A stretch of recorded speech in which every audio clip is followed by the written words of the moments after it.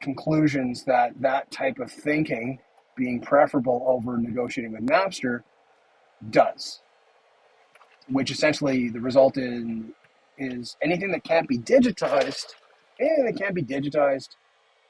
becomes merch, just like traditional merch at a concert, all these things that need to be experienced at human scale become the only real things that are left to leverage or extract value from within that industry.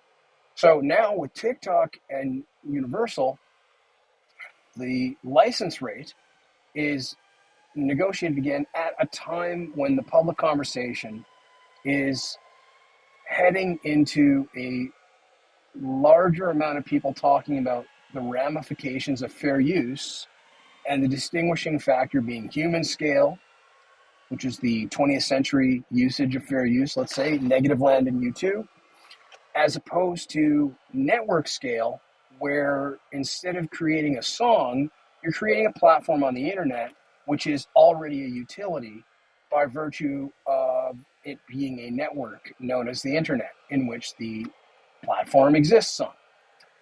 So the institution is behaving more like an individual, and the shared profits of the margins of each company here, Universal and TikTok, formerly Musical.ly, this is a conversation that has to happen, because when you are, let's say, over $1 billion in your platform, you are no longer, even though it's before $1 billion, but we have to agree that after 1 billion daily users, or anywhere near plus or minus 500 million daily users, you are not a human scale individual, and this is not transformative value.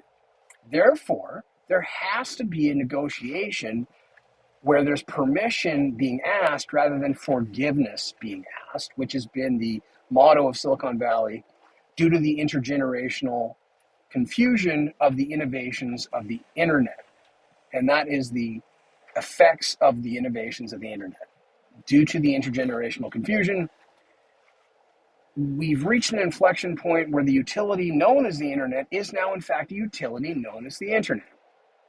It went from, let's say, 1995 World Wide Web to right now. You know, we had Napster in between, we had the iPhone in between, and Napster in a lot of ways was the beginning of social media, but it's more so the social media of right this moment rather than the social media, say, Friendster and Facebook. That is a characteristic of a network, but because it's not exclusively commercial, like copyright content reuse, claiming fair use, it's a question of scale.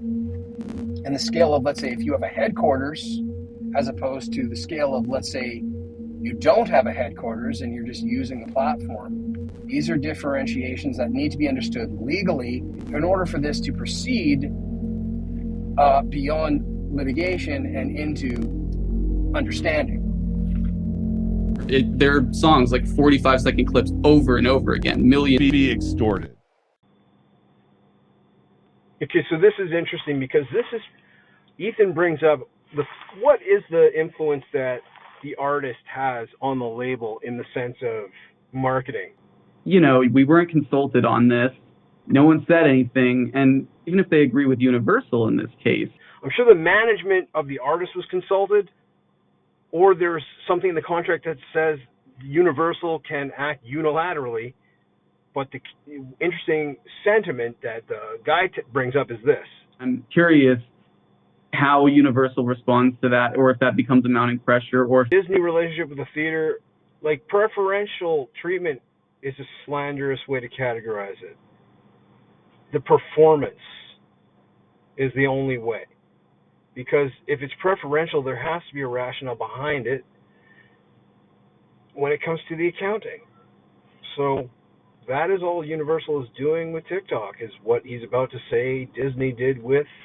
In the movie business, Disney for many years has been able to extract bigger percentages of opening weekend box office from the theater chains because they're Disney and they have had the power of.